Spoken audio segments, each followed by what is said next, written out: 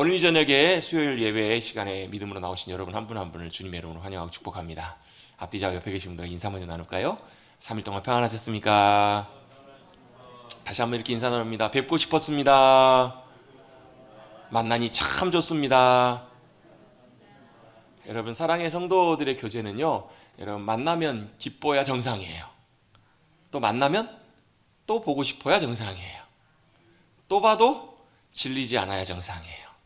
근데 여러분, 그런 마음이 우리 마음 속에 없으면 뭐가 문제냐면요, 다른 사람의 문제가 아니고 교회 문제가 아니고 상황의 문제가 아니라 먼저 내 자신의 마음과 영혼과 중심 가운데 주님이 주시는 은혜와 사랑이 혹여라도 말라버리진 않았는지, 고갈되진 않았는지, 사라지진 않았는지 여러분 잘 돌아볼 필요가 있어요. 여러분, 여러분의 심령마다 마음마다 주님이 허락해 주시는 사랑과 은혜의 샘물들이, 기쁨의 샘물들이 풍성하게 넘쳐나시기를 주님의 이름으로 축복합니다. 그래서 어때요? 성령 충만함, 또 성령님과 동행하는 사람들은요, 어떤 일들이 일어나냐면 성령님의 열매가 맺혀요. 첫 번째 열매가 뭐였죠? 사랑의 열매잖아요. 제가 이제 지난 주일날 성령의 열매에 대해서 말씀 나누면서 성령의 열매가 성령의 열매들이라고 표현되지 않고 성령의 열매라고 표현되어 있었다고. 그죠? 원래 9가지면 복수해야 되는데 단수로 표현됐다고. 그 말은 무슨 얘기냐면 9가지 열매 하나하나가 따로 떨어져 있는 것이 아니라 하나, 지금 뭐냐면 예수님의 성품, 성령님의 역사하심을 다 같이 나눌 수 있는, 나타낼 수 있는 연결된 내용들이라고 이렇게 제가 말씀을 좀 드렸어요. 그러니까 사랑이 있고요, 당연히 우리 마음속에 주님이 주신 주님의 사랑이 함께 해주시면 그 다음에 뭐가요? 희락이라고 표현되어 있는데 원래 의미는 기쁨이에요. 기쁨. 한자로 희락이라고 쓴 것이지 원래대로라면 영어로 조이예요. 기쁨, 카라. 기쁨이에요. 기쁨. 사랑이 있으면 당연히 우리 마음속에 기쁨이 오고요, 기쁨이 있으면 그 다음에 당연히 어때요? 화평이라고 나와 있는데 원래대로라면 샬롬이에요. 샬롬. 평안이 찾아와요. 이런 하나하나들이 다 따로 떨어져 있는 것들이 아니라 다 연결되어서 어디에요? 성령님과 동행하는 심령 속에, 삶 속에 나타나는 귀한 열매라는 거예요. 그래서 여러분, 그런 사람들은 가는 곳마다 어때요? 그 열매가 나타나요. 티가 나요. 요셉이 형들에게 붙잡혀가지고 형들에게 팔려요. 어디로요? 종으로 팔려서 보디발의 집까지 팔려 들어가게 돼요. 저 먼 이국 땅 낯선 곳, 거기서는 사람 취급도 못 받는 종으로 팔려갔어요. 근데 어떤 일이 벌어져요? 거기서 어떤 일이 벌어지죠? 사람들이 뭘 봐요? 요셉을 통해서 요셉과 함께 하시는 하나님을 그들이 보기 시작해요. 여러분, 애굽은 불신, 하나님을 믿지 않는 나라예요. 우상 숭배하는 나라예요. 애굽의 신은 태양신, 또 바로가 애굽의 신이에요. 신. 애굽왕이 신으로 모시는 나라예요. 여호와 하나님을 믿지 않는 나라였어요. 그들이 누굴 통해서? 요셉을 통해서 살아계신 하나님과 요셉과 함께 하신 하나님이 어떤 분이신지를 그들이 보게 돼요. 자, 그게 뭘까요? 그게 우리 쉬운 표현으로 바꿔서 표현해 보면 성령님과 동행하는 삶에 나타나는 열매를 통해서 그들이 보고 아는 거예요. 여러분, 성령님의 열매는 우리와 함께 하신 성령님께서 나타나시는 거예요. 어떻게? 때때로는 사랑으로, 어떨 때는 기쁨으로, 어떨 때는 평안으로, 어떨 때는 인내로, 어떨 때는 충성으로, 자비로, 양성으로, 온유로, 절제로, 이런 것들로 나타나시는 삶, 그게 바로 성령님과 동행하는 삶이거든요. 여러분, 믿는 그리스도인의 삶은 우리와 함께 하시는 주님이 우리의 삶을 통해서 나타나시는 삶, 그 삶이 참된 믿음의 복된 승리의 삶인 줄로 믿습니다. 그래서 나타나는 거예요. 여러분, 어디에요? 내가 메마른 땅에 가 있어도, 내가 사망의 음침한 골짜기를 가도, 내가 봤더니 사람들이 다 마음이 냉랭해요. 그리고 우리 마음속에 그래, 하나님 왜 이렇게 냉랭한 곳을 나를 보내주셨어요? 왜 그러셨을까요? 네가 기쁨이 되라고, 네가 거기에 사랑의 통로가 되라고, 네가 거기에 생명의 통로가 되라고 주님이 우리를 부르시는 거예요. 물론 여러분, 주님께서는 우리를 잘 아세요. 너무 잘 아셔서 어떻게 해요? 우리가 감당할 만한 수준과 감당할 만한 삶의 자리로 보내세요. 도저히 감당할 수 없는 자리로 우리를 보내셔가지고 죽어라! 주님께서 우리를 떠미시는 하나님이 아니시라는 거예요. 여러분, 좋은 리더는 어떤 리더예요? 좋은 리더는 자기 살겠다고 자기 밑에 있는 사람을 사지로 몰아넣는 리더가 좋은 리더인가요? 아니에요. 보낼 때 보내더라도 어떻게 해요? 자기도 똑같은 심정으로 가는 리더예요. 심지어는 위험한 자리, 어려운 자리는 자기가 가겠노라고 하는 리더가 진짜 참된 리더의 자리잖아요. 주님은 절대 우리를 사지로 내모시는 분이 아니세요. 감당할 수 없는 자리로 우리를 내모시는 주님이 아니시라는 거예요. 어떻게 해요? 주님은 우리를 어디로요? 감당할 만한 자리로, 감당할 만한 시험의 자리로만 우리를 인도하시는 분이 우리의 주님이신 줄로 믿습니다. 그 말은 무슨 얘기예요? 우리가 메마른 땅에 던져지고 우리가 사망과 광야로 던져졌을 때는 다 뭐가요? 주님의 계획이 있어요. 주님의 이유가 있어요. 주님의 뜻과 생각이 다 거기 가운데 있으시다라는 것을 우리가 믿고 기대하게 될 때 우리를 통해서 주님의 은혜가, 주님의 능력이, 주님의 사랑이, 주님의 역사하심이 나타나게 될 줄로 믿습니다. 그렇게 살아가는 삶이 여러분 우리의 믿음의 삶이에요. 여러분 그런 저와 여러분 되시기를 주님의 이름으로 축복합니다. 그래서 어때요? 결론은 뭐예요? 결론은 우리가 만났을 때 그 사람이 얼굴이 냉랭해요. 그래도 우리는 뭘요? 사랑의 인사를 전할 수 있는 거예요. 은혜의 인사를 전할 수 있는 거예요. 왜요? 주님은 우리를 그렇게 하도록 부르셨기 때문에. 여러분 저와 여러분의 삶을 통해서, 저와 여러분의 말과 행동과 삶을 통해서 하나님의 사랑과 기쁨과 은혜가 흘러넘쳐나시는 저와 여러분 되시기를 간절히 주님의 이름으로 축원합니다. 환경이 문제가 아니라고 여러분, 상황이 문제가 아니라, 다른 사람이 문제가 아니라고요. 뭐가요? 내가 주님 앞에서 성령님과 어떻게 살아가는가, 그게 제일 중요한 문제임을 꼭 기억하시고 믿음 가운데 나가시는 저와 여러분 되시기를 간절히 주님의 이름으로 축복합니다. 축복합니다. 우리가 수요 예배 시간을 통해서 우리가 작년부터 해가지고 쭉 우리가 잘 알고 있는 신앙적인 내용들, 기본적인 개념과 내용들을 성경을 통해서 우리가 쭉 함께 살펴보고 있어요. 그죠? 그렇잖아요. 그래서 지난 작년 초부터 해가지고 하나님은 어떤 분이신지, 또 나는, 인간은 어떤 존재인지부터 쭉 해가지고 우리 지난 한 달 2월 초 중순부터 해가지고 말씀 묵상한다는 것이 무엇인지에 대해서 쭉 한 달 정도 시간을 통해서 함께 좀 살펴보았습니다. 말씀 묵상에 대해서 살펴봤는데요. 우리가 지난 한 4주 5주 살펴봤는데 앞으로 이제 하나님께서 길을 여시면 말씀 묵상반도 좀 함께 좀 열려고 해요. 우리가 한 5주 정도 배웠던 내용, 성경 말씀 묵상한다는 게 무엇이고 말씀 묵상을 어떻게 하는지를 그냥 이론적으로만 배우는 것이 아니라 실제로 이제 해보는 거예요. 실제로 우리가 실습도 해보고, 이렇게 말씀 묵상을 이렇게 하면 좋구나, 이렇게 적용하는구나, 함께 또 우리가 묵상하고 적용한 내용들을 함께 또 나눠보기도 하고, 그러면서 뭐 하는 거예요? 실제로 한번 해보는 것. 그게 굉장히 중요하거든요. 실제로 해보아야 돼요, 여러분. 아무리 여러분 설교 시간을 통해서 말씀 묵상 이런 것입니다, 또 강의를 통해서 말씀 묵상은 이렇게 하는 것입니다, 이렇게 합시다, 이게 사실 해도요 이렇게 실제로 되지 않아요. 여러분 되시든가요? 여러분 잘 되세요, 안 되세요? 해보시면 훨씬 더 좋아요. 실제로 실습. 그래서 여러분 보통 어디 웬만한 데 가서 훈련을 받으면요, 이론이 있고 또 뭐가 있어요? 실습하는 시간이 있잖아요. 가보면 실습을 안 하면 그냥 이론만 듣고 나면 다 잊어버려요. 실제로 내가 해봐야 돼요. 말씀 묵상도 마찬가지예요. 지난 시간까지 해서 말씀 묵상에 대해서 우리 함께 쭉 나눴는데요, 오늘부터는 한 몇 주간을 통해서 뭐에 대해서 조금 나누려고 하냐면, 뭐에 대해서 좀 나누려고 해요? 뭐죠? 예? 주보에 보시면 십자가 이렇게 나와 있죠? 십자가 첫 번째 시간. 우리가 십자가에 대해서도 많이 잘 알고 있는데요, 가장 많이 듣고 알고 있으면서도 사실은 우리가 더 잘 알고 정확하게 십자가의 의미와 십자가의 능력을 우리가 알고 살아가는 것이 사실 너무너무 중요해요.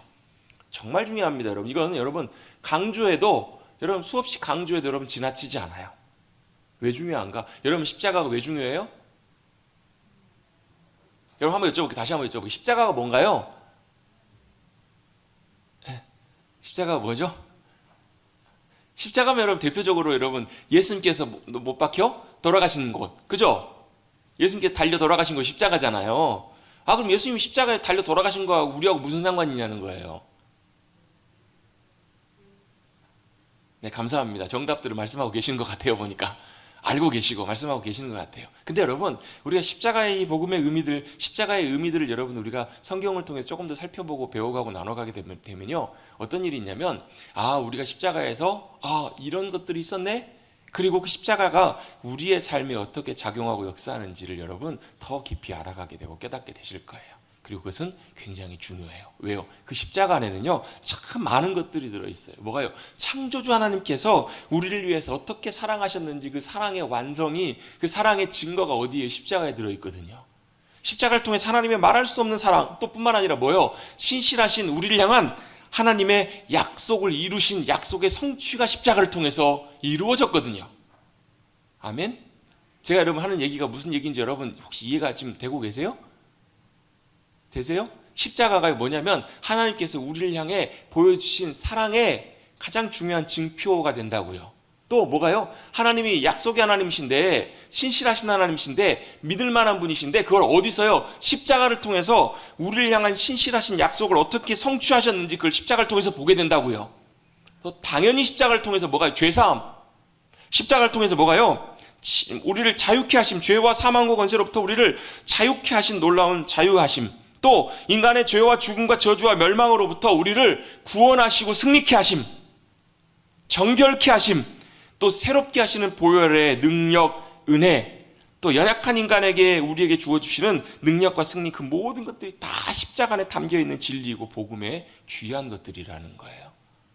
여러분, 저도 나름대로 십자가가 어떤 것인지, 십자가의 복음의 의미들을 잘 배우고 잘 그렇게 살아왔다라고 이렇게 생각해 왔는데요, 십자가의 복음의 귀한 의미들을 다시금 새롭게 깨닫게 하시고 놀랍게 한 10여 년 전에 주님께서 다시 한번 보게 하실 때 저는 깜짝 놀랐어요. 왜 놀랐냐면, 저도 나름 모태신앙이고, 저도 나름 어렸을 때부터 성경을 많이 보고 들어왔었고, 또 성경에 대해서 나름대로 많이 배워오고 열심히 신앙생활하고 열심히 그랬으니까 신학교도 갔겠죠. 그 심지어 목사가 됐음에도 불구하고, 이게 십자가의 복음의 정말로 정수이고 중요한 것들이구나, 그걸 여러분 다시 한번 깨닫게 하셨을 때는 제가 목사가 되고 난 다음이었어요. 나름 신앙생활 그래도 잘하고 나름 진리 가운데 주님 믿음으로 붙잡고 살아가고 있다라고 나름 자부하고 있을 때 주님께서 그때 다시금 새롭게 십자가의 복음의 귀한 진리들을 새롭게 열어주시더라고요. 그 말은 무슨 얘기냐면요, 우리 일평생 살아가는 동안에 십자가의 복음의 진리들을 우리가 깨닫고 경험하고 알아가고 살아가는 것이 누구에게나 다 필요하고 중요한 일이라는 거예요. 제가 왜 사실 이 십자가에 대한 부분을 함께 나누기를 원하는가? 그리고 여러분에게도요, 제가 잘나서 그런 것이 아니고요, 여러분에게 뭐라고 그러는 것이 아니고, 왜 이 십자가의 의미들, 이 부분들을 강조하고 중요하게 여기냐면요, 만약에 여러분 우리가 여기 계신 분들 중에서 십자가의 그 능력과 복음의 진리의 역사심들을 요만큼이라도 여러분 우리가 잘 보고 깨닫고 살아가고 있다면 여기 계신 분들 이렇게 안 살아가시기 때문에 그래요. 제가 먼저 방금 전에 먼저 전제를 합니다. 여러분에게 뭐라고 하시는 말씀 드리는 것이 아니고, 이게 여러분 십자가의 진리를 놀랍게 깨닫고 살아가는 삶에는요, 그 특징들이, 결과들이 있어요. 여러분, 십자가의 복음의 의미들을 깨닫고 살아가는 짐, 여러분 가운데서도 아시는 분들도 계세요. 근데 여러분 그것을 지속적으로 우리가 십자가의 은혜와 능력을 의지해 살아가는 삶에는요, 반드시 그 십자가의 능력이 주시는, 십자가의 은혜가 주시는 놀라운 승리와 놀라운 열매들이 있기 때문에 제가 그걸 말씀을 드리는 거예요. 그걸 굳건하게 우리의 삶에 고정시키고 언제까지, 주님 부르시는 그날까지 십자가를 의지하며 살아가는 삶은 너무나 중요해요. 여러분, 두 가지를, 여러분 제가 오늘 말씀에도 여러분 여러 가지로 두 가지로 설명을 할 텐데요, 이 두 가지를 여러분 먼저 간단하게 먼저 개요를 말씀드리고 뒤에 설명을 좀 드릴게요. 첫 번째는 뭐냐면, 이 십자가가 크게 두 가지를 우리에게 놀랍게 역사하는 것을 다룰 텐데, 첫 번째는 뭐냐면, 먼저 우리의 구원과 구속을 위한 십자가의 은혜예요. 뭐라고요? 우리의 구원의 문제에 있어서 중요한 우리에게 역할을 하시는 십자가의 은혜라는 거예요. 쉽게 말씀드리면 이런 거예요. 내가 예수님 믿고 구원받기 위해서 십자가의 은혜가 필요하다라는 거예요. 이 십자가는 언제 필요한가? 내가 예수님 믿고 구원받는 하나님의 자녀로 거듭나고 구원의 놀라운 은혜를 누리는 하나님의 백성으로 살아갈 때 우리에게 필요한 게 뭐냐면 십자가라는 거예요. 이 십자가의 공로와 은혜가 너무너무 중요해요. 왜요? 이것은 값없이 우리에게 주시는 하나님의 은혜의 선물이기 때문에. 이 가운데 계신 분들 중에서는 복음반 통해서 복음의 내용들을 여러분 들으신 분들이 여기 계신 분들 중에서 상당히 많이 계세요. 앞으로도 여러분 복음반은 계속 좀 나눌 거예요. 왜요? 복음의 의미들을 우리가 알고 깨닫는 것은 여러분 너무나 중요하기 때문에 그래요. 복음이 무엇인지 여러분 알아야 여러분 우리가 그리스도인으로 살아요. 여러분 그 복음의 의미를 정확하게 알아야 그 다음에 뭐가 되냐면요, 그 복음의 근거에서, 십자가의 복음의 은혜의 근거에서 내가 구원받은 하나님의 백성으로 살아가는 이 구원의 확신의 문제가 해결돼요. 그래서 여러분 제가 복음반과 구원의 확신, 확신반을 같이 연결해서 지난 시간에 한번 나눴던 이유가, 7주간 지난 11월부터 12월까지 나눴던 이유가 사실 거기 있어요. 여러분 이 구원의 확신의 문제가 생기면 여러분이 신앙생활 아무리 열심히 해도, 여러분 아무리 오래 해도 다 흔들립니다. 마치 여러분 건물 지을 때 건물의 기초가 여러분 부실하면 아무리 화려하고 대단하게 잘 지어놔도요, 끊임없이 흔들려요. 사탄은 여러분 그거 기가 막히게 잘 알아요. 사탄은 여러분 우리의 여러분 약점과 빈틈을 기가 막히게 잘 알아서 여러분 진짜 흔들어요. 여러분 정확하게 잘 흔들어냅니다. 여러분 그 부분들을 여러분 뭘로요? 말씀으로 진리로 잘 보수하고 잘 확신 가운데 세워놓지 않으면 여러분 신앙생활 여러분 오래 하셔도 믿음 생활 열심히 해도 여러분 끊임없이 그 부분들이 흔들려요. 사탄은 기가 막히게 잘 알거든요. 뭘 흔들면 되고 뭘 찾아가서 어떻게 하면 되는지.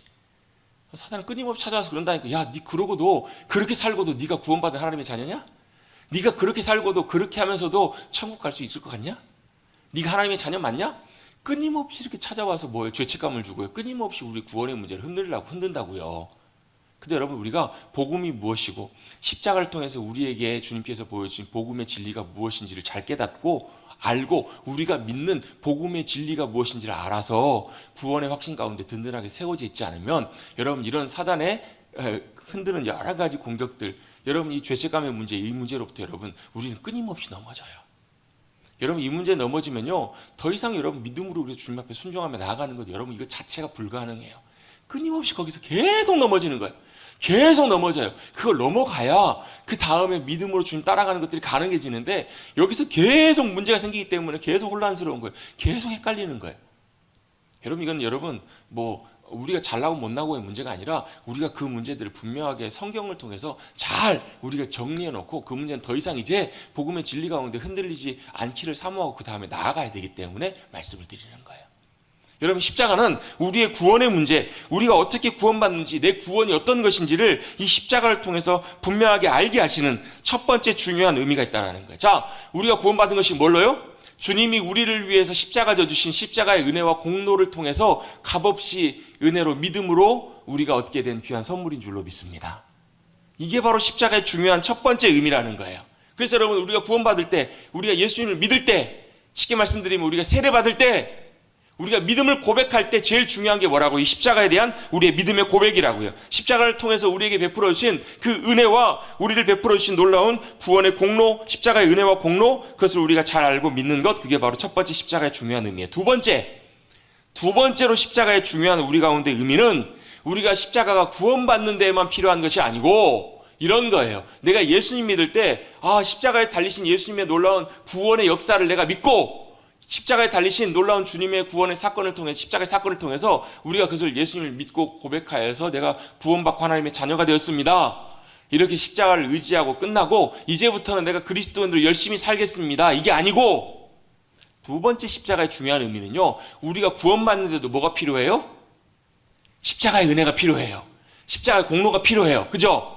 이게 첫 번째 의미였어요. 두 번째 의미는 뭐냐면 내가 구원받은 그리스도인으로서 믿음으로 살아가길 원할 때도 뭐가 필요하냐면 이 십자가의 은혜와 능력이 필요하다라는 거예요.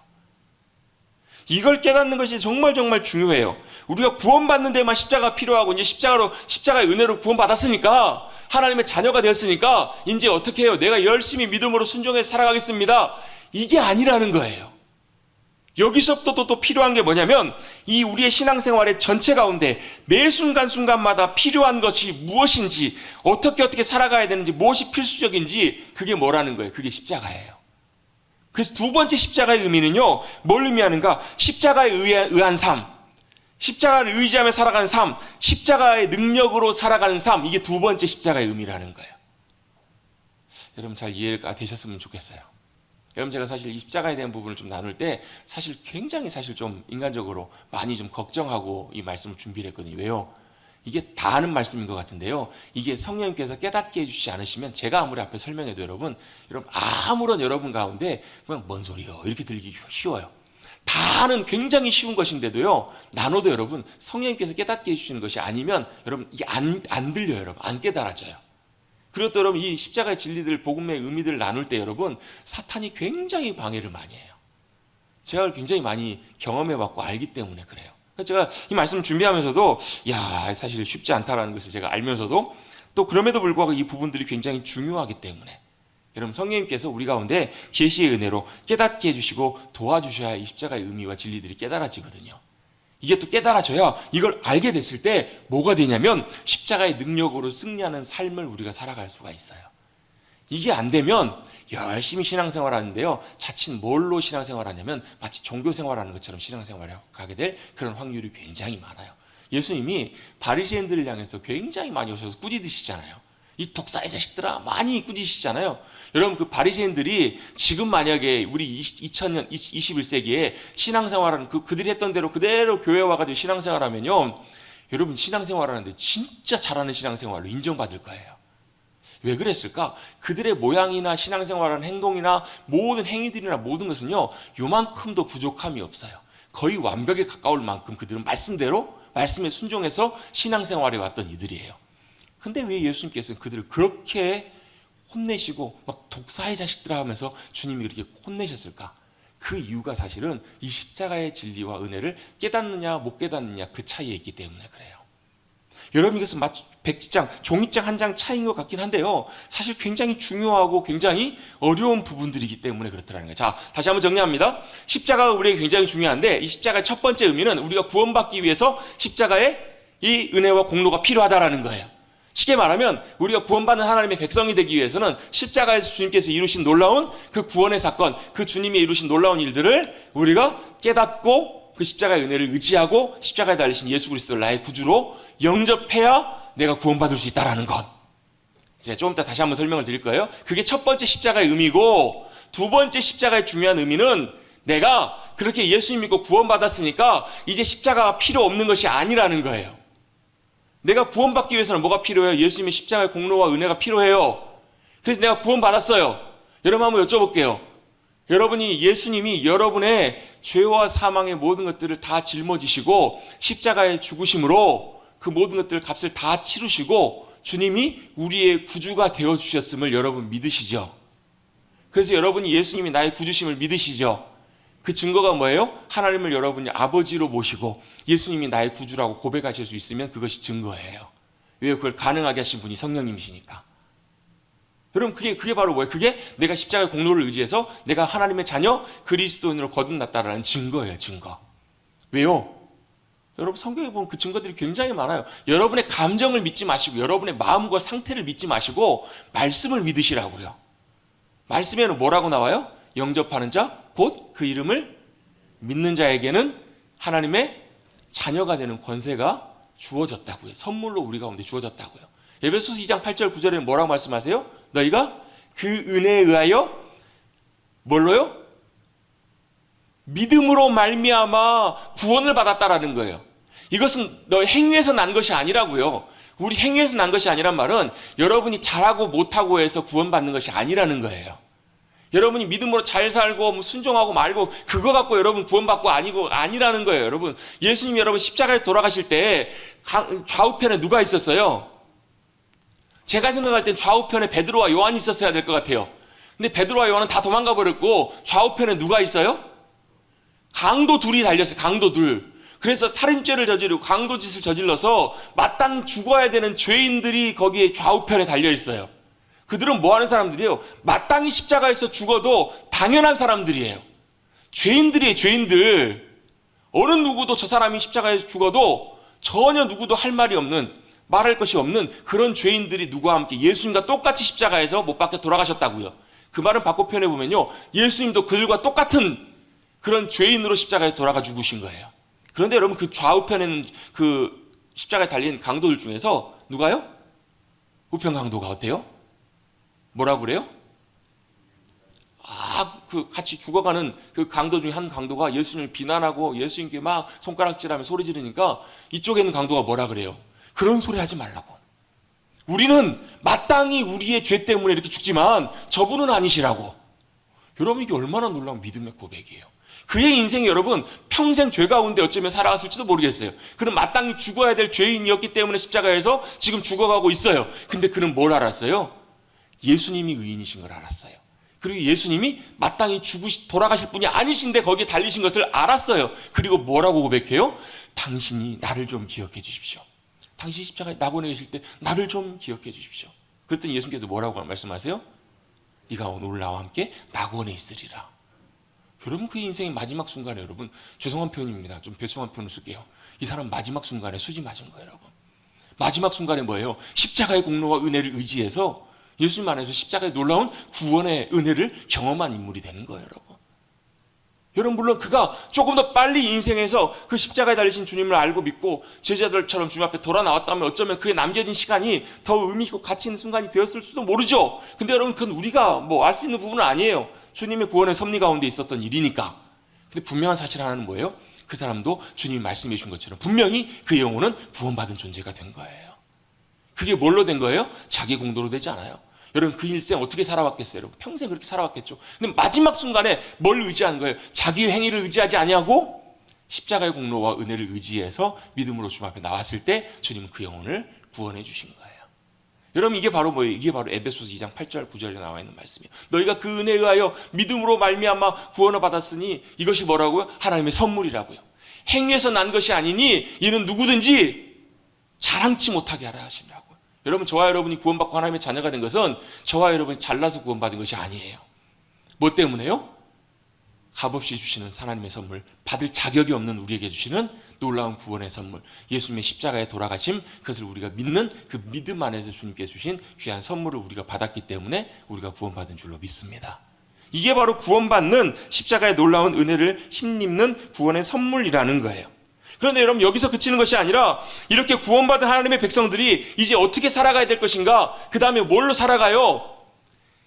나를 구원해 주신 십자가의 그 공로와 은혜, 그것을 여러분, 내가 구원받았기 때문에 땡 끝나는 것이 아니라 이제 살아가는 그 시작도 뭘로 살아가는 것이냐면 같이 한번 고백하고 있습니다. 십자가의 능력을 의지해서, 십자가의 능력을 의지해서 십자가 안에서 십자가의 의로 살아가는 삶, 그 삶이 바로 우리가 살아가야 될 귀한 믿음의 삶이라는 거예요. 여러분, 이것을 알기 위해서는요, 십자가가 우리에게 무슨 능력이 되는지, 십자가 안에 담겨있는 능력이 어떤 것인지 이것을 여러분 우리가 깨닫고 알아가는 것이 그 다음에 우리가 해야 될 과정이라는 거예요. 여러분, 십자가 기점이 돼서요 이렇게 딱 갈라집니다. 십자가 딱 앞에서 뭐가 구분되냐면 불신자, 믿는 사람과 안 믿는 사람이 구별돼요. 십자가 딱 앞에서 그게 기준이 돼가지고 뭐가 되냐면요, 구원받지 못한 사람과 구원받은 사람이 구분이 돼요. 이해가 되시죠? 예. 십자가가 딱 기준이 돼서 갈라진다고 제가 말씀드렸잖아요. 오늘 두 개로 자꾸 많이 나눌 거라고. 뭐예요? 십자가를 통해서 여러분 우리가 구원받는 거 아닌가가 딱 갈라진다라는 거예요. 십자가 은혜를 의지해서 믿음으로 주님 앞에 나온 삶, 그 삶, 이 십자가를 통해서 구원받는 삶, 이것도 아닌 삶, 이걸 딱 구분이 돼요. 그런데 여러분, 우리가 구원받고 십자가를 통해서 하나님의 자녀가 된 그리스도인들 가운데서도 십자가를 통해서 두 가지로 딱 나눠져요. 그리스도인들 십자가 앞에서 딱 두 가지로 나눠지는데 어떻게 구분되는가? 십자가를 믿음으로 의지하지 않고 살아가는 삶, 그리고 십자가를 믿음으로 의지하며 살아가는 삶, 이 두 가지로 나눠진다는 거예요. 자, 여기까지 잘 따라오셨습니까? 따라오셨어요? 제가 십자가는 두 가지 의미가 있다고 말씀드렸어요. 구원받는 데 있어서 필요하고, 그 다음에 구원받은 그리스도인들이 살아갈 때도 십자가를 의지하는 삶을 위해서 십자가가 필요하다고. 그리고 구원받은 그리스도인들이 십자가를 의지하고 살아가는가, 의지하지 않고 살아가는가, 이 두 가지로 나눠진다는 거예요. 이 차이가 어떻게 나눠지는가? 그리스도인 가운데서도요, 이렇게 살아가는 사람들이 있어요. 어떻게 살아가냐면 구원받기 전에 옛날 습관대로 살아가는 삶, 그걸 뭐라고도 표현하냐면 옛 아담의 본성으로 살아가는 삶이라고 표현해요. 이걸 다른 표현을 바꿔보면 뭐라고 표현하냐면 자기중심적인 삶이에요. 자, 정리를 해두세요. 자, 십자가, 예수 그리스도를 믿는 그리스도인 가운데서도요 이렇게 살아가는 사람들이 있다고요. 어떻게 해요? 옛날 자기 모습 습관대로 살아가는 삶, 이걸 뭐라고 표현하냐면 옛 아담. 옛 아담은 누구예요? 죄인된 모습. 우리가 그리스도를 알기 전에 주님 버리고 어떻게 내가 하나님 되겠다고, 내가 내 인생의 주인 되겠다고 살아가는 그 삶의 모습, 그걸 옛 아담의 본성이라고 하는데, 옛 아담의 본성으로 살아가는 삶이 있어요. 그리스도인 가운데서도. 반대로 어떤 사람들이 있어요. 어떤 사람들은 뭐냐면 하나님의 자녀로 철저하게 옛 아담의 본성이 아니라 새 사람으로 살아가는 사람들이 있어요. 새 사람, 새 변화된 사람으로 살아가기를 열망하고 사모하는 사람들이 있어요. 이 사람들은 어떻게 살아가는 사람인가? 자기중심적인 삶이 아니라 하나님 중심적인 삶으로 살아가기를 결단하고 의지하며 살아가는 사람들이에요. 여러분, 그리스도인 가운데서도요 우리 안에도 여전히 옛자의 본성이 남아서 그대로 살아가는 삶, 또 하나님 중심적인 삶으로 변화되어 살아가는 삶, 그 모습으로 나눠져 있다는 거예요. 여러분, 한 사람, 개인 안에도요, 자기 안에도 뭐가 있냐면 여전히 옛날 자기중심적인 삶의 본성이 그대로 남아있고요, 내 안에서도 어떨 때 보면 내가 하는 말이나 행동이나 태도를 통해서도 뭐가요? 하나님 중심적인 삶으로 전환되어 살아가는 삶도 있는 반면에 여전히 옛 자아의 본성으로 살아가는 삶의 모습도 있어요. 그런 것 같으세요? 아닌 것 같으세요? 있어요. 내가 하는 말, 행동, 태도들을 보면 그래요. 여러분 누군가가 목사가 뭐 하는 사람인가? 목사가 뭐 하는 사람이에요? 목사님이 뭐 하는 사람이에요? 라고 물어보면 저는 그렇게 대답하고 싶어요. 여러 가지 많은 중요한 이제 정의들이 있겠죠. 뭐 영혼을 섬기고 목회 일들을 감당하고 하나님 나라의 복음과 진리를 전하고 영혼들을 섬기는 일, 아무튼 많은 일들이 있겠죠. 근데 그 중에 하나가 뭐냐면 영적인 의사 역할을 해야 되는 것이 목사라고 생각을 해요. 무슨 얘기냐면 진단하는 거예요. 영적인 상황들을 진단하고 또 거기에 대한 적절한 처방을 성령님의 인도하심을 통해서 내리는 거예요. 무슨 처방인가? 여러분 우리가 믿음으로 살아가는데 여러분 변화됐다고 해서 여러분 우리 예수 믿는다고 해서 여러분 하루아침에 다 변화되시던가요? 한번 여쭤볼게요. 예수님 믿고 내가 하나님의 자녀가 되었다는 것을 놀랍게 경험했어요. 놀랍게 하늘을 날아가는 것 같아요. 왜? 내가 하나님의 자녀가 됐으니까. 네, 여러분 내가 하나님의 자녀가 됐다는 은혜를 경험하고 깨닫고 변화되면요 진짜 감격스럽고 기쁘거든요. 자고 일어나면 어때요? 자고 일어났더니 막 얼굴이 천사처럼 변화되고요. 막 말과 행동이 여러분 막 하나님 나라의 백성으로 막 천사처럼 막 그렇게 변화되시던가요? 그러시던가요? 아니시던가요?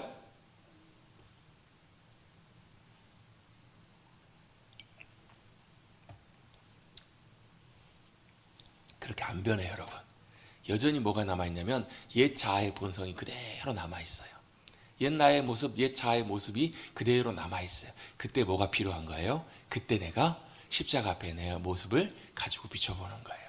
십자가 앞에 끌고 나오는 거예요. 그래서 뭘요? 여러분 제가 우리 그 몇 주 전에 제가 성령 충만에 대해서 나누면서 비움과 채움에 대해서 이렇게 함께 나눴던 거 기억나시죠? 그때 제가 나눴던 얘기 중에 하나가 뭐냐면 우리를 십자가 앞에 세워야 된다고 말씀드린 거 기억나실 거예요. 십자가의 의미 두 가지를 제가 설명을 드렸어요. 창문과 거울. 그거 다 기억나시죠? 한 달 전인데 다 기억나시죠? 그죠? 십자가 앞에 우리 자신을 비춰볼 때 뭐가 있냐면 창문이 있고 거울이 있어요. 두 가지가 다 중요한 의미인데 여러분 먼저 여러분 십자가 앞에서 거울처럼 우리의 모습이 비춰져요. 무슨 모습이요? 옛 자아의 본성, 옛 모습이 그대로 남아있어요. 여러분 왜 우리가 그리스도인인데 왜 여러분 주님 앞에 다시 나가서 고백하고 자백하고 회개해요? 여러분 그 회개는요 구원받기 위한 회개가 아니고요 무슨 회개냐면 십자가 앞에서 내 모습을 주님 앞에 온전하게 드리며 비춰지며 뭐 하는 거예요? 내 모습이 조금 더 주님 닮아가는 모습으로 주님 기뻐하시는 모습으로 그래서 주님이 나를 통해 더 충만하게 역사하시고 일해 가시는 주님이 온전하게 나의 삶을 붙드시고 사용하시도록 변화된 삶을 위해서 여러분 우리가 주님 앞에 회개하고 나가는 거예요. 정결케 하시기 위해서 내 삶을 온전케 하시기 위해서 왜요?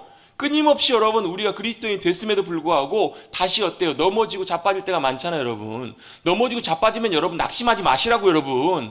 넘어지고 무너지고 자빠지시면 낙심하지 마시고 어디 앞으로 가지고 나오시라고요? 주님 앞으로 가지고 나오시라고요. 십자가 앞에 가지고 나오시면 십자가가 우리에게 뭐라고 얘기해 주는지 아세요? 십자가가 저와 여러분의 그런 모습을 가지고 나와서 주님 앞에 주님 또 넘어졌어요. 주님 제 이런 모습이 있어요. 주님 앞에 십자가 가지고 나가면요 그 모습이 깨달아지고 비춰지면 십자가가 우리에게 뭐라고 말씀하시냐면 원래 그래 이렇게 말씀하세요. 뭐라고요? 원래 그래 그게 너야 이렇게 말씀해 주신다고요. 그게 십자가에 놀라운 의미예요 여러분. 그게 여러분 이게 중요한 게 이게 뭐하고 연결되냐면요 십자가의 능력하고 연결되기 때문에 중요해요.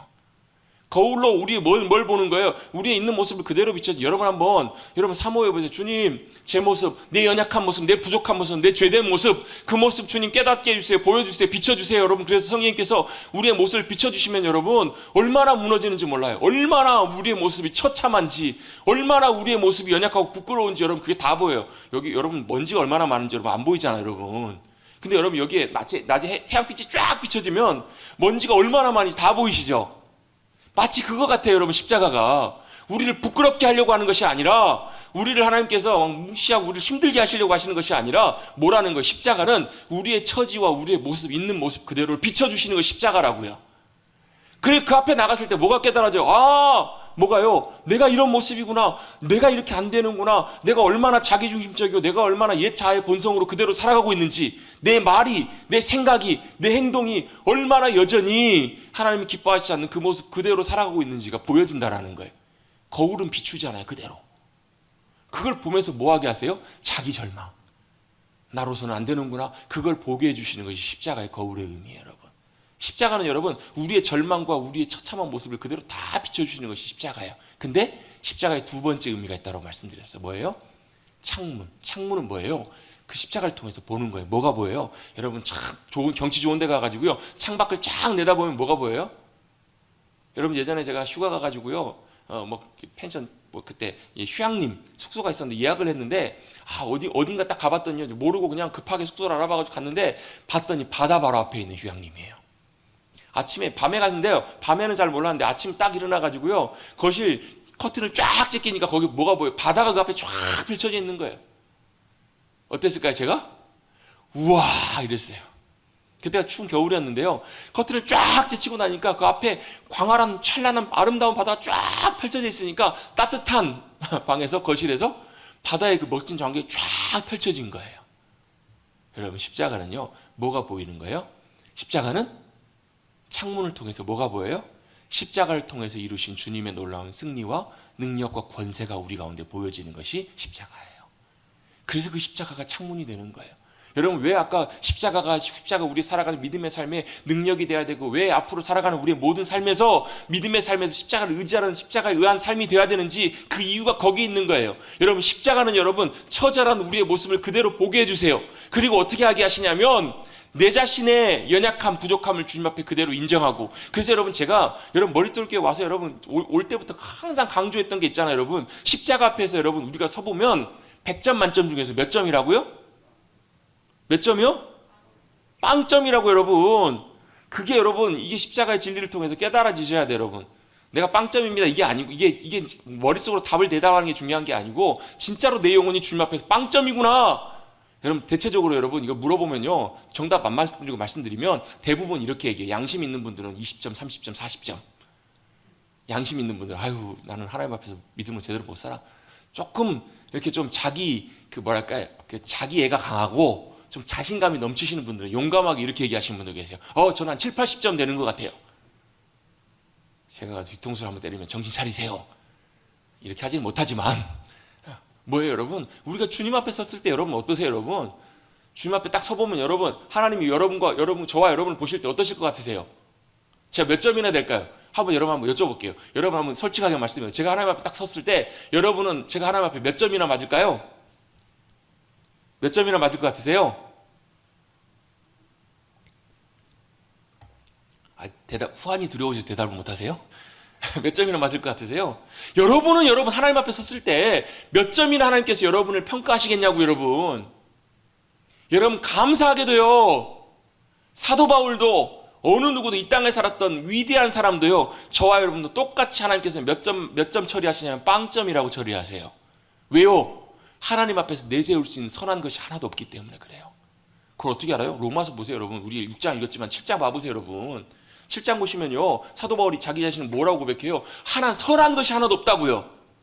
자기 안에 선한 것이 없대요. 마음으로는 성령의 법을 하나님이 기뻐하신 뜻을 따라 살기를 원하는데 실제 실상은 어떻다라는 거예요. 내 마음에 육신의 법이 악한 법이 나를 끌고 가요. 내 안에 선한 것이 하나님 앞에 내세울 수 있는 것이 하나도 없어서 그걸 뭐라고 여기냐면 사도 바울은요 배설물이라고 여겨요. 여러분 하나님 앞에서 여러분 저와 여러분이 내세울 수 있는 것이 하나도 없어요. 여러분 내세우려고 하지 마시라고 여러분. 하나님 앞에서 잘 보이려고 하지 마세요 여러분. 하나님 앞에 아무리 잘 보이려고 해도 여러분 다 알아요 여러분. 여러분 심사위원들이 여러분 평가하는 사람들이 딱 보면 다 보여요. 근데 어떻게 해요? 그거 감춰보려고 막 잘해보려고 해봐야 그냥 씁쓸하게 웃고 말아요. 왜요? 정확하게 잘 아시는 분이 하나님이시잖아요. 저와 여러분 오실 때 여러분 정확하게 다 아세요. 뭐가요? 선함이 없음을 다 아세요. 그래서 뭐 하시는 거예요? 그런 저와 여러분을 위해서 예수님이 우리에게 가능성이 없으니까 선함이 없으니까 저와 여러분을 위해서 십자가 져주신 거예요. 그래서 여러분 역설적으로 그 십자가가 우리에게 뭐가 되는 거냐면 능력이 되는 거예요. 왜요? 우리에게 능력이 없기 때문에 예수님이 십자가에서 져주신 그 십자가의 놀라운 승리가 저와 여러분의 승리가 될 수 있는 거예요. 할렐루야. 이걸 여러분 우리가 십자가를 통해서 배워가게 될 거예요. 십자가의 귀한 의미가 바로 거기에 있습니다. 내가 몸부림치면 살아보려고 하는 것이 되지 않아요. 그래서 뭐 하는 거 십자가 앞에 서봤더니 여러분 아무런 내가 내세울 것이 있는 것이 없구나. 내 선함과 의지가 없구나. 내 노력으로 되는 것이 아니구나. 그래서 누가요? 예수님이 나를 위해서 그런 나를 위해서 십자가를 져주셨구나. 그리고 십자가에서 주님이 승리하셨구나. 그 십자가의 승리가 여러분 저와 여러분의 승리가 된 줄로 믿습니다. 그럼 제가 여러분 이걸 깨닫게 됐을 때 참 너무너무 감격스럽고 놀랍더라고요. 저는 여러분 굉장히 열등감이 많은 사람이었거든요. 열등감이 많은 사람이었는데 열등감이 많은 사람은 특징이 있어요. 항상 뭐 하냐면 평가를 해요. 이 사람 보고 저 사람 보고 내 모습을 보고 이렇게 착 비교해보고 평가를 해요. 어때요? 내가 저 사람보다 좀 나은 것 같으면 어깨가 좀 으쓱해. 내가 저 사람보다 좀 나아. 괜찮아. 좀 우쭐해요. 근데 내가 좀 더 그 사람보다 못한 것 같아요. 또 내가 내 연약한 모습을 보고 실망해요. 막 그래. 그럼 마음이 어떤 마음이 드냐면요. 참 자괴감이 들어요. 참 마음이 괴로워요. 마음이 힘들어요. 늘 항상 롤러코스터를 타는 거예요. 오르락 내리락 해요. 마음이 여러분 요동쳐요. 항상. 근데 그렇구나. 니나 내나 다 똑같다. 니나 내나 하나님 앞에서 내세울 수 있는 것이 하나도 없다. 그래서 주님이 십자가를 져주셨구나. 그리고 어떻게 해요? 내가 빵점이기 때문에 뭐가 필요해요? 십자가, 100% 십자가의 도우심과 은혜가 필요하구나. 여러분 같이 한번 고백해 보겠습니다. 그래서 주님의 십자가의 은혜가, 십자가의 능력이 100% 필요합니다. 아멘. 이게 무슨 의미예요? 내가 주님 기쁘시게 할 수 없기에, 내가 주님 믿음으로 따라갈 수 없기에, 내가 할 수 없기 때문에 뭐가 필요하다라는 거예요? 주님의 십자가의 도우심과 은혜가 100% 필요하다라는 거예요. 그래서 여러분 우리에게 은혜는요, 능력이에요. 능력. 그 은혜가 우리 가운데 있어야 뭐가 돼요? 이웃을 사랑하는 게 가능하고요. 그 은혜가 우리 가운데 있어야 믿음으로 순종하는 삶이 가능해지고요. 그 은혜가 우리 가운데 함께해야 주님 찾는 게 가능하고요. 그 은혜가 함께해 주셔야 기도의 삶이 가능해지고요. 그 은혜가 우리 가운데 함께해 주셔야 믿음으로 순종하고 주님과 동행하는 삶이 가능해지는 거예요. 여러분. 여러분 그 십자가의 능력, 그 십자가의 은혜를 붙들고 의지해 살아가시는 저와 여러분 되시기를 주님의 이름으로 축원합니다. 그리고 이것이 여러분 실제가 되셔야 돼요.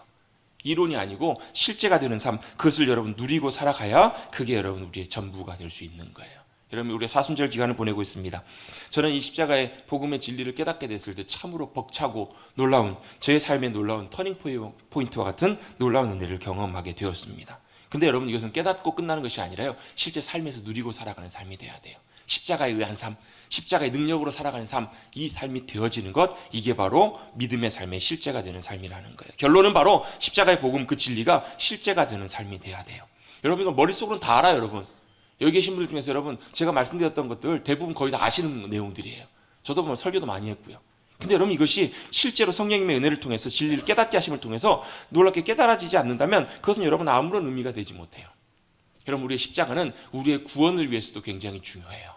그리고 우리가 믿음으로 살아가는 그 삶. 여러분 우리 십자가면 아까 제가 서두에 말씀드렸던 것처럼 뭐가 생각나냐면, 뭐가 생각나세요? 십자가면 내가 구원받기 위해서 필요한 십자가의 은혜. 그 또 뭐가 생각나세요? 십자가 하면 사순절 기간에, 고난 주간에 여러분 예수님이 달리신 예수 나를 위하여 십자가를 질 때, 여러분 이 찬송 기억나시죠? 아시죠? 이렇게 하면서 뭐가 생각나요? 아이고 예수님이 내가 잘못해가지고 내가 죄지어서 주님이 고난당하시고 고통당하셨구나. 아이고.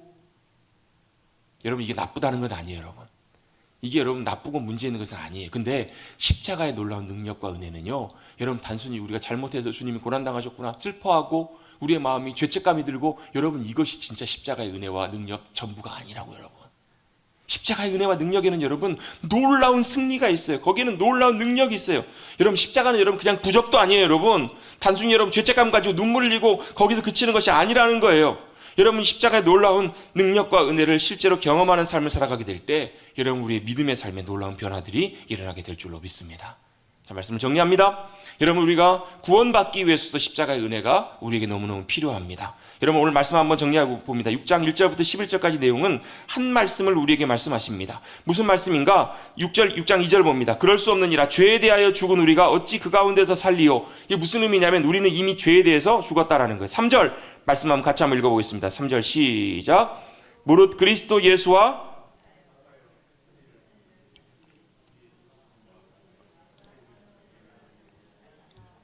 그러므로 우리가 그의 죽으심과 합하여 세례를 받음으로 그와 함께 장사되었나니, 장사됐다는 말이 무슨 말이에요?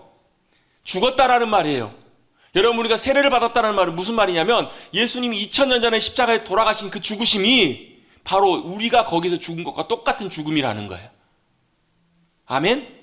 여러분 저와 여러분이 예수님의 십자가의 죽으심을 믿음으로 그 믿음 안에서 우리도 똑같이 2000년 전에 우리 옛 자아는 죽은 줄로 믿습니다. 성경에 이렇게 나와 있잖아요. 여러분 우리도 예수님과 함께 똑같이 장사되었다라는 거예요. 근데 여러분 장사되고 끝나는 것이 아니라 뭐라고요? 그 주님의 다시 사심과 같이 우리도 살리심과 같이 우리도 또한 새 생명 가운데 살아났다라는 거예요. 5절입니다. 만일 우리가 그의 죽으심과 같은 모양으로 연합한 자가 되었으면 또한 그의 부활과 같은 모양으로 연합한 자가 되리라. 이건 무슨 말이에요? 예수님이 돌아가시고 죽으시고 죽음과 사망과 저주의 권세를 깨뜨리시고 부활 승리하셨잖아요. 아멘. 그 부활의 승리가, 다시 살아나시는 놀라운 생명의 승리가 바로 누구의 승리라고요? 함께 연합한 저와 여러분의 승리라고요. 아멘. 6절입니다. 우리가 알거니와 우리의 옛사람이 예수와 함께 십자가에 못 박힌 것은 죄의 몸이 어쨌다고요? 죄의 몸이 죽었다고요. 죄의 몸이 죽어 다시는 우리가 죄에게 종노릇 하지 아니하려 함이니. 아멘. 죄의 몸, 옛 자아의 본성이 어땠다고요? 예수님이 십자가에 돌아가심으로 죽었다고요. 같이 한번 절단해 보겠습니다. 나는 십자가에서 예수님이 돌아가실 때 나도 죽었습니다. 좀 크게 좀 하세요. 죽었습니다. 어쨌다고요? 죽었다고요. 여러분 집에 가셔서 여러분 주무시기 전에 여러분 나는 십자가에서 죽었습니다. 여러분 100번 여러분 복창하고 주무세요. 진짜 농담이 아니고 여러분. 100번이 너무 많으면 50번. 그것도 너무 많으면 10번만 해보세요 여러분. 왜요? 성경이 그렇게 말씀하고 있잖아요. 뭐 어때요? 우리가 알거니와 뭘 알아요? 우리 옛사람이 예수와 함께 십자가에 못 박힌 것은 이미 아까 고백했잖아요. 우리 십자가에 못 박혔다고. 그것이 어땠다고요? 죄의 몸이 죽어서 다시는 우리가 죄의 종로로 타지 아니하려 함이라. 무슨 말이에요 여러분? 여러분 범죄한 사람이 여러분 그 사람이 죽으면 공소권이 없어져요. 고발할 수 없게 된다고요. 우리 옛 자아가 어떻게 됐다고? 십자가에서 예수님 돌아가실 때 같이 죽었다고요. 여러분 제 말을 믿지 말고 성경을 좀 믿으세요 여러분. 죽었다고 여러분. 그걸 믿음으로 고백하는 거예요. 죽었으면 어떻게 되는 거예요? 더 이상 그 죄에 대해서 책임을 물어요 못 물어요? 못 문다고요. 그래서 우리를 주님께서 죄에서 자유케 해주셨다고요. 그게 바로 십자가의 구원의 놀라운 진리예요. 이는 죽은 자가 죄에서 벗어나 의롭다 하심을 얻었느니라. 죽었기 때문에 저와 여러분이 어떻게 되었다고요? 의로운 존재가 되었다고요. 그러면서 만일 우리가 그리스도와 함께 죽었으면 또한 그와 함께 살 줄을 믿노니 이는 그리스도께서 죽은 자 가운데 살아나셨음에 다시 죽지 아니하시고 사망이 다시 그를 주장하지 못할 줄을 알미로라. 그래서 저와 여러분이 사망과 죽음과 저주와 심판의 권세가 저와 여러분을 함부로 할 수가 없는 거예요. 왜요? 거기에 영향력을 미칠 수 있는 옛 자아는 죽었거든요. 우리는 뭐예요? 옛 자아로 살아가는 옛날 내가 아니라 우리는 뭐예요? 하나님의 자녀로 거듭난 하나님의 자녀 그리스도인이 되신 거예요. 이걸 복음은 우리에게 분명히 말씀해 주고 계세요. 이게 바로 뭐라고요? 십자가를 통해서 구원받는 우리의 놀라운 구원의 놀라운 은혜라는 거예요. 여러분 저와 여러분은 십자가에 죽은 줄로 믿습니다. 여러분 믿음으로 고백하시라고요. 그게 중요한 게 이거예요. 10절 11절입니다. 그가 죽으심은 죄에 대하여 단번에 죽으심이요 그가 살아나심은 하나님께 대하여 살아나심이니. 11절 같이 한번 읽습니다. 시작. 이와 같이 너희도 너희 자신을